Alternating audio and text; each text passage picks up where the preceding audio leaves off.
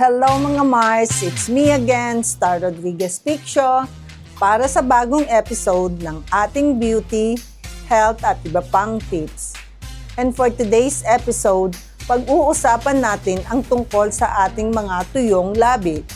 Paparating na naman ang summer, kaliwat kanan ang outing, at dahil doon, hindi maiiwasan na ma-expose tayo sa matinding sikat ng araw, na isang dahilan ng panunuyo ng ating mga labi. At isa sa paraan upang maiwasan ito ay ang paggamit ng lip balm. Ang lip balm ay nakakatulong sa pag-moisturize upang manatiling healthy ang ating labi. Madaling dalhin at gamitin anumang oras. Ayon sa MyGlam, mayroong 3 benepisyo ang paggamit ng lip balm. Una, nakaka-moisturize ng dry lips.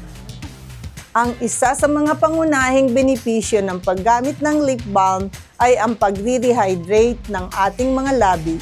Ang regular na paggamit ng lip balm ay nakakatulong maibalik ang natural na moisture ng iyong mga labi at pinapanatili nitong malambot ito.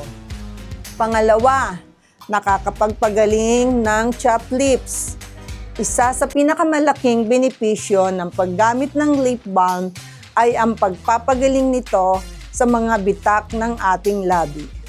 Mas mabilis ang paghihilom ang sugat sa iyong labi kung regular kang gumagamit ng lip balm. Pangatlo, panlaban sa init ng araw.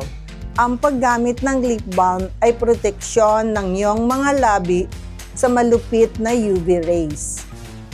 Ang sobrang pagkaka-expose sa mga sinag ng araw ay maaaring magresulta sa hyperpigmentation.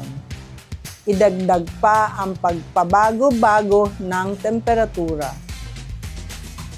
Maraming mga lip balm ang may kakayahan na tanggalin ang mga dead skin ng balat mula sa iyong mga labi.